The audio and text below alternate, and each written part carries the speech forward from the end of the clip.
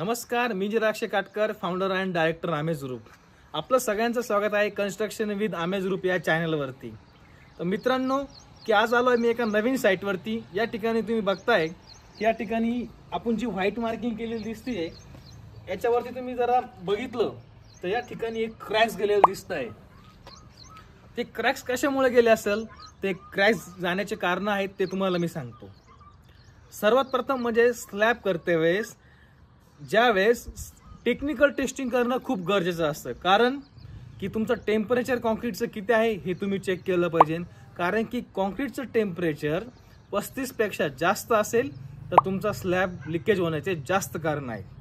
त्याच्यानंतर सेकंड म्हणजे की सिल्ट क्ले टेस्ट नावाची टेस्ट असते, जेणेकरून तुम्हाला वाळूमध्ये किती पर्सेंटेज त्याच्यामध्ये मातीचं प्रमाण आहे, की मातीचं प्रमाण पण जास्त असल्यानंतर क्रॅक जाण्याची शक्यता सुद्धा जास्त असते.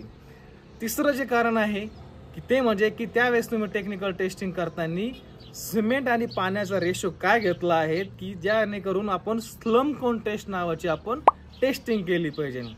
आणि व्हायब्रेटरचा सुद्धा आपण त्यावेळेस यूज केला पाहिजे. त्यांनी तुमचं हे घाबरून जाण्याचं पण कारण नाही, की आपण नेक्स्ट व्हिडिओमध्ये बघणार आहोत की हे जॉईंट आता खालपर्यंत हे पोचले आहेत, पण हा स्लॅब सध्या लिकेज आहे, पण हा लिकेज आपण याचं थांबवणार आहोत हे आपण बघणार आहोत नेक्स्ट व्हिडिओमध्ये. त्यामुळे आपल्या चॅनलला सबस्क्राईब करा, लाईक करा, शेअर करा आणि सर्वांपर्यंत पोहोचवा. Thank you so much.